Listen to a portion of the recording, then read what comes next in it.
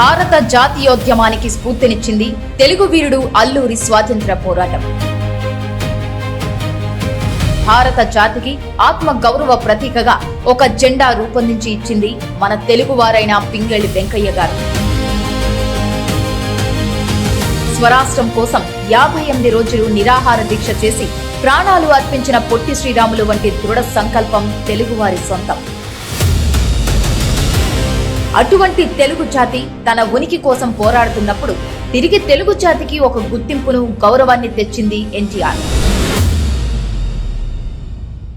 పుట్టిన 9 నెలల్లో అధికారాన్ని దక్కించుకున్న చారిత్రాత్మక ఘనత తెలుగుదేశం పార్టీ సొంతం.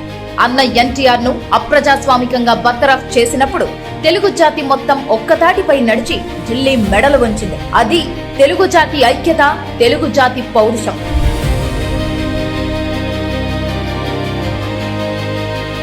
అలాంటి తెలుగు జాతి ప్రతిభను దిగంతాలకు తీసుకువెళ్లి ప్రపంచ పటంపై తెలుగు వారిని నెంబర్ 1 స్థానంలో ఉంచింది నారా చంద్రబాబు నాయుడు గారి దార్శనికత.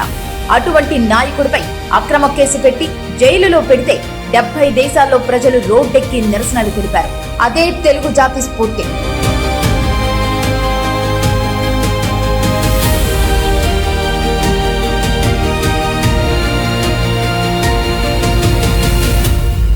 తెలుగువారిది అభివృద్ధి కోరుకునే మనస్తత్వం, భవిష్యత్తు కోసం కష్టపడే తత్వం. ఇన్ని మంచి లక్షణాలు ఉన్న తెలుగు జాతి కుల, మత, ప్రాంతాలకు అతీతంగా ఒక్కటిగా ఉండాలి, 1వ స్థానంలో ఉండాలి. చంద్రబాబు గారు కోరుకునేది ఇదే.